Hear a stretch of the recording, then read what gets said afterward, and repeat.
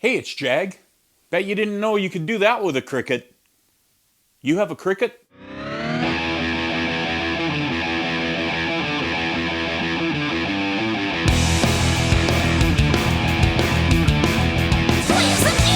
Yeah. After a long break, I'm back to working on the bass preamp.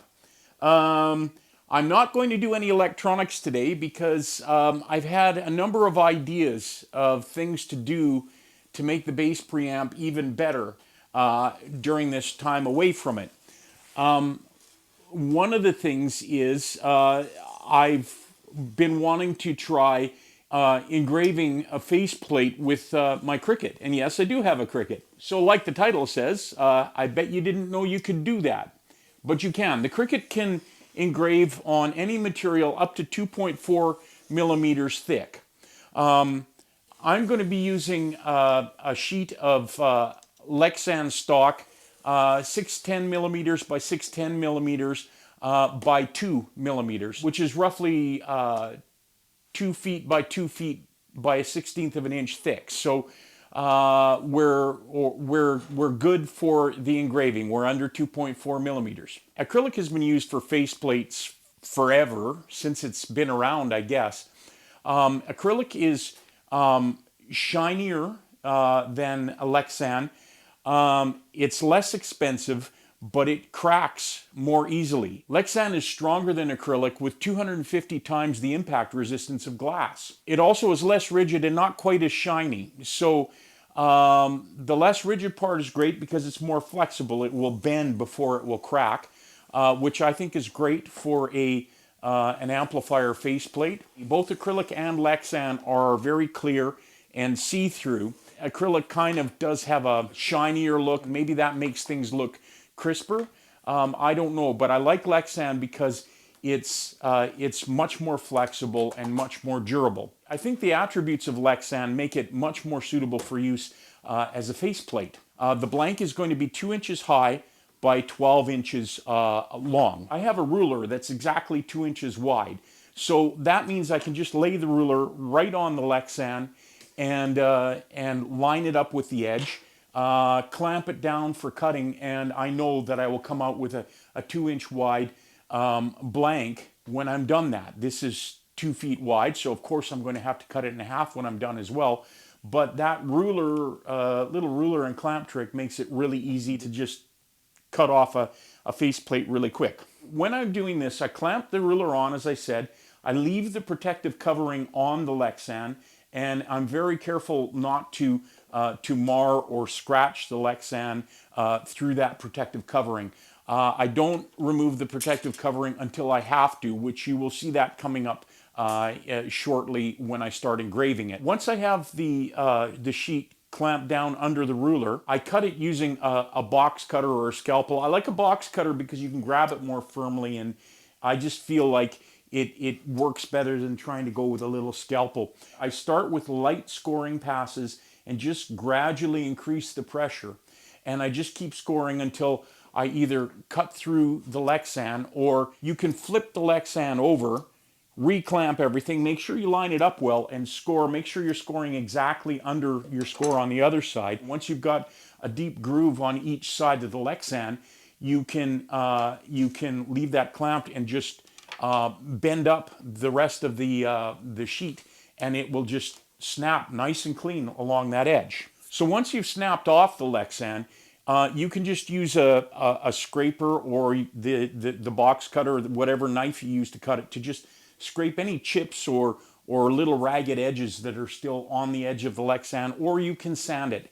I find that usually the cut is really clean, and I just need to do a little bit of scraping, and that cleans up the edges really well. You can also do these same things with laminated engraving stock. You can do it on aluminum sheet, even stainless steel sheet if it's thin enough. And to me, it opens up a whole world of possibilities because I don't have to just engrave faceplates. I could do tags and badges for my amps. I could do tags and badges for guitars, things like that. The only thing you have to make sure is that it's 2.4 millimeters or thinner. That's about 3/32 of an inch.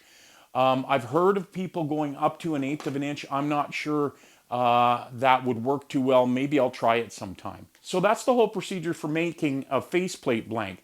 So now we're going to head down to the electronics shop where I have the Cricut, and we're going to get on to making the faceplate template and then engraving it. We've got the faceplate blank. Actually, I've got 2 of them, so I've got an extra in case I need it. I still have the coating on that, or the protective film on there still. That will be coming off shortly. We need to take that off before we engrave, or it kind of gets in the way and messes with the gears. So those are ready. If you've been watching this series, and I know it's been a while since I did the last episode of this, you might be saying to yourself, hey, he made a faceplate 12 inches wide, but he's only using a 10-inch by 6-inch chassis. And you'd be right, except I've changed. If you saw the previous episode where I was drilling the holes for mounting everything, I drilled these 2 holes in the wrong place. This one should be here and this one should be here. And I did make a little sort of retainer ring that I could put over here to mount the 12AX7, and this hole just needs to be made bigger. But that's been bugging me because this preamp is going to my brother and he's waited a long time for it, and I don't want to send it to him with a mistake. Also, I've started feeling like this was just a little bit too cramped for everything I was trying to put in there. I like a roomier build because you have less chance for interactions between early stages and late stages, causing things like hum and feedback and parasitic oscillations and those kind of things. So I've had enough time to think about it, and I just decided that this chassis was too small. So I took some time and I ordered a 8-inch by 12-inch chassis, and this is going to, I think, work a lot better. So 12 inches across the front, and our blank does fit perfectly across the front of it.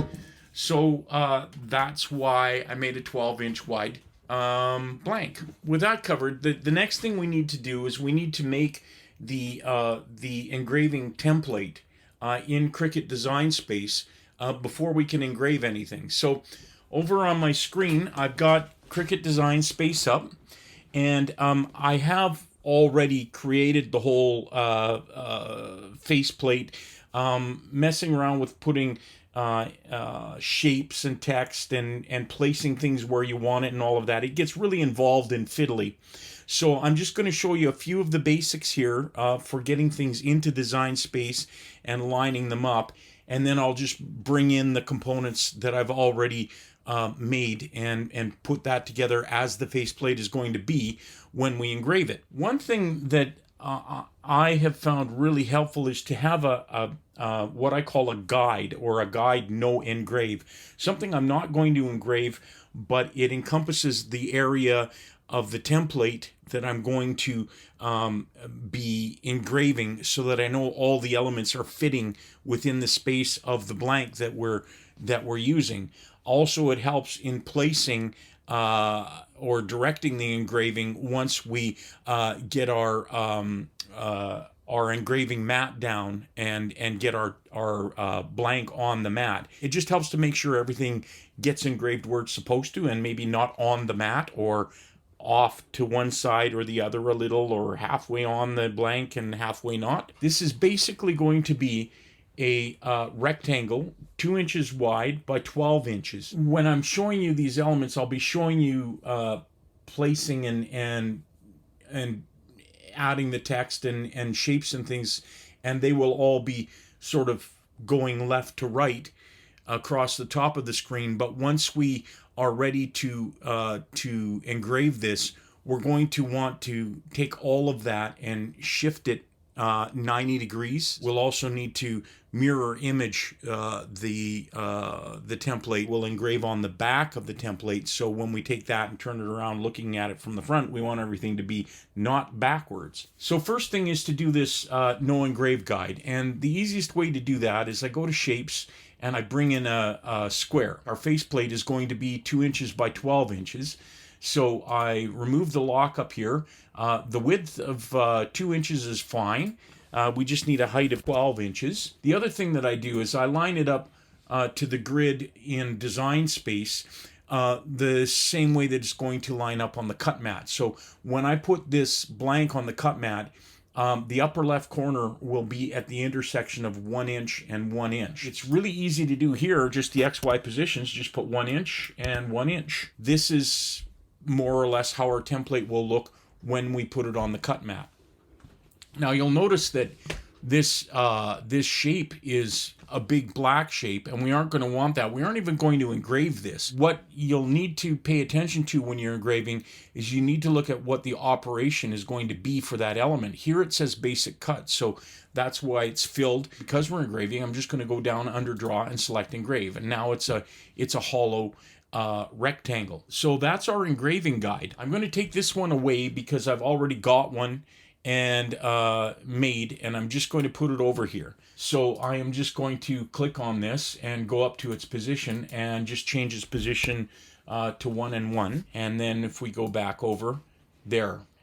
Now the other thing you'll see with this engraving guide, I have these two crosshatch marks here and here. You'll see as I go through this, I can line my two outside controls up with these hash marks, so this will print exactly centered the way I want it on the template as well. I've already, as I said, made all of this, but I will show you sort of how I do it by using the example of the in element here. I'm going to copy that and then go back over here, and I'm going to paste it. The other thing that we want is a hash mark so that on the faceplate it will say in, and then right underneath it I know where to drill the hole for the input jack, and that everything will be centered. I'm going to drag this hash mark right over top. That looks pretty good there. Or I can even zoom in and I can get really involved in the placing. I placed it there visually quite well. But let's say I had placed that and it was a little bit off to the hash mark for my guide. What I can do is I can click on that, and then up at the top for position, I can start changing the position. I know it needs to go at 2 inches and 2 inches. So here we're at 1.944 for both of these. I'm just going to put that at 2 inches and 2 inches. What you'll see is it still doesn't line up, and I expected that. And the reason is, right here, you can see it. This is a square. It placed that upper corner at 2 inches and 2 inches. So this is a 1/4 inch by 1/4 inch element. So to put that in at 2 and 2, I need to take off 1/8 of an inch, or 0.125 inches. So what I need to do here is I need this position to be at 1.875 for both of these, for the X and Y position. And there we've got that centered. Now the next thing that we need to do, we want in to be sort of about halfway between the top of the blank and the center of that hash mark. So we are going to take that. I'm going to visually place it. So I can use the hash marks that are showing up here, or the guide marks that are showing up here, to line that up as well. If we zoom in, you can see it's lined up on the line, the horizontal line. The vertical line is a little bit off. So I'm just going to drag that over, and there we've got that placed where we want it. But the orientation of it is wrong because we have to turn everything 90 degrees before we engrave. So we're just going to rotate that 90 degrees. There we have in, and our, what I'm calling my drill guide mark, placed where we want it, lined up, and it's over top of the engraving guide exactly where we want it. I didn't really cover bringing in the text. That's really easy to do. You just click text and it'll give you a text box. You can size it, choose the font you want, all those kind of things, just like any word processor or anything else you use that has text. These drill cross marks are actually just a plus symbol. It's just easiest to do it that way. I could do it with shapes, or I could do it with a line or whatever, make one. It's just easy to just type plus, size it the way I want, put it where I want. So that's how I did the text and the drill hash. The other thing is to decide how everything is going to center on your template. So these marks are my two outside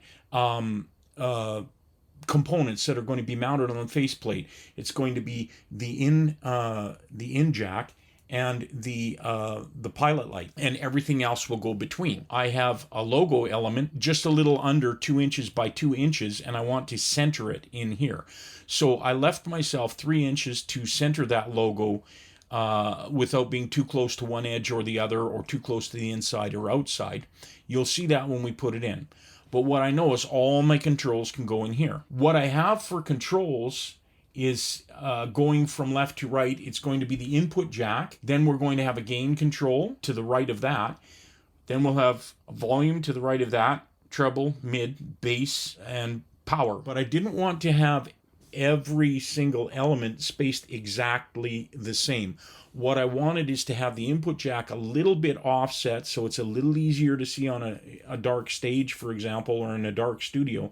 And I wanted to have the pilot lamp and power switch a little off to the right of the main controls. Again, just so that when you look at it in dim light, it's really obvious where the bank of actual controls are. Here you see I've got in, gain, volume, treble, mid, bass, and power, and bass preamp. This is already spaced so that it's going to space evenly inside the guide for the engraving, which means it'll fit on the template well. So what I did was the in jack is an inch, going to be an inch from the left edge of the faceplate, and then I allowed 1.25 inches before the gain control. So that offsets the input jack and makes it obvious what it is. There's a power switch and a pilot lamp, and I set those two 1 inch apart from each other, but the switch is actually going to be 1.25 inches from the bass control. And then all of these controls, I went 1 inch and 1/8. This looked like the best lineup for everything, and it fits on my template. You can do this whatever way you want. It's what looks good to you. But from experience, I know I wanted the spacing to be a certain way, and I wanted it to have a certain look in terms of, as I say, offsetting the input jack and the power controls, so it's really obvious in dim light where the main controls that you're going to use are. I'm going to take this element, I'm going to turn it 90 degrees. I'm also going to flip it so that when it engraves the way we want it on the faceplate, so that the engraving is actually on the part of the faceplate that's toward the chassis, so the front will feel smooth even though you'll see the text. So first thing we need to do is we need to rotate this 90 degrees, and then I'm going to take it up down here and I'm going to line it up with my guide. Now you can see that everything is lined up pretty well. So the next thing is to flip this element so that it engraves the way we want. So we want to flip this on the horizontal. And this also then again messed up our line alignment. So I will take this back where it needs to go. And we're looking pretty good there. The next thing is to put my logo element in right here. It looks much clearer than this when it engraves. Now before I try and center this where I want it in here, I'm going to flip it. So I'm going to flip it by 90 degrees. And then I'm going to do that horizontal flip too. Line this up so it looks centered. That looks pretty good to me. There's what the whole faceplate template looks like. Ta-da! That's my new logo. You might have seen my old Mollerup Ampworks logo on some of my amps. I've wanted to do a new logo for a long time, and I just spent some time over the last week doing that. And this is at least the engraving look for the logo. The main logo actually is sort of it looks like a embossed gold badge. Okay, we're set up and ready to do the engraving. I cannot stress how important it is to have tube amp reference books. I'm going to be using a long cut mat, and I need something to support it as it comes out this side and goes out the back side. So I figured it was a good time to display a couple of my favorite tube amp books. Of course, the Tube Amp Book Deluxe Edition from Aspen Pittman. Kind of one of the Bibles, and this one, which is really difficult to get a hold of, The How and Why of Guitar Tube Amps, as Gar sees it, which was written by Gar Gillies of Garnet Amps here in Canada. He's kind of the Canadian Leo Fender of amps. And there's a lot of really neat information in this book. If you can find it, look it up and get a hold of it. I've got the computer moved over onto a little table over to my left because I need all the space on the desk for this. You want to use one of the Cricut strong grip mats. The medium or light grip won't hold the faceplate tight enough. And I'm using a 2-foot long mat because we've got a 12-inch faceplate, but I'm centering it down an inch farther down. So I need at least 13 inches on the mat. So using a large mat. One little tip for these Cricut mats: if you keep the protective film that comes on it and then put it on when you're not using your mats will last a lot longer. They can be cleaned and refreshed as well. But I learned from my first Cricut mat that if you throw these away, your Cricut mat will get covered with dust just sitting around, and then you're going to have to clean it or get a new one. So remember to keep this cellophane and put it back on when you put the mat away. Now we're going to have to take the protective film off both sides. We have to take it off the one side so it will stick to the mat, and we have to have the top side free so that the engraving can happen better. I'm going to set it up so that it's as square as I can get it. I'm going to take a little bit of painter's tape, and I'm going to stick it down just on the ends, not all the way around. I suppose you could do that. And you want to make sure you stick it so that it's not going to be where any of your engraving is going to happen. I'm just putting this about 1/8 of an inch onto the blank. We're going to line this up and get it ready to go into the Cricut. You want to make sure when you're engraving this thicker material that you move the star rollers right out of the way to leave as much room for the mat to go through as possible, and also so you don't get impression marks. Back over in design space, I'm going to click Make. Here's where that guide comes in handy. I am going to set this up with the top left corner at the 1 inch and 1 inch mark. We're exactly lined up now with that guide. I'm going to need to click this, and I'm going to need to rotate it. That looks like 90 degrees. So I'm going to move this over my guide. The way that I have done this hash mark lines up right at the 2 inch and 2 inch mark. You can hide the grid by just tapping in the outside, and you can see that we are lined up to our guide. I have about a 3-inch space here that I can just put this in. I'm going to line it up so it looks centered. That's looking pretty good to me. There is our template ready to go. So now that we've got that all lined up and ready to engrave, I'm going to click continue. Next thing we get is set base material. I've already got it set to plastic acrylic 2mm thick. So we'll click on that.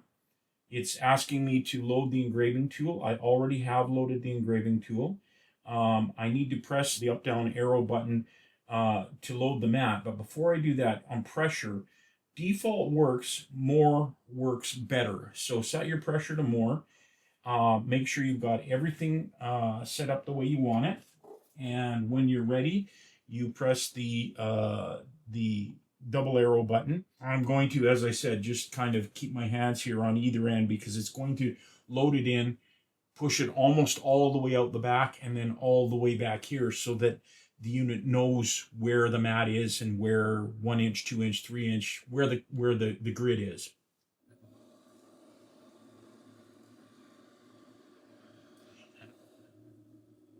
And I just held that so that the template wouldn't come off of the mat. I'm just going to press go, and it's going to start engraving.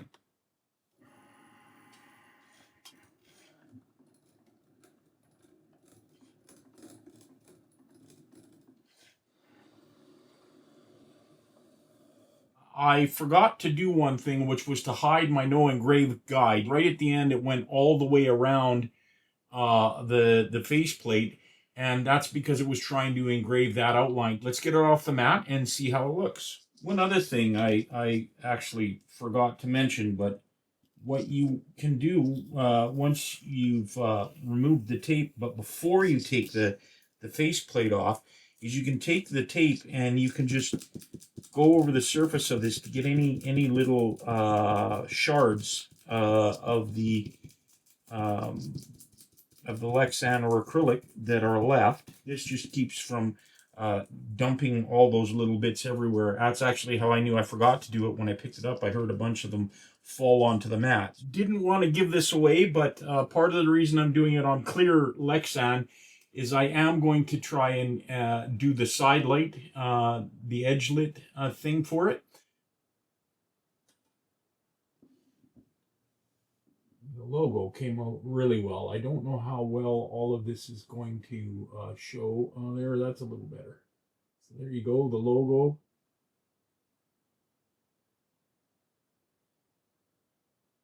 And an overexposed finger too. I can't tell.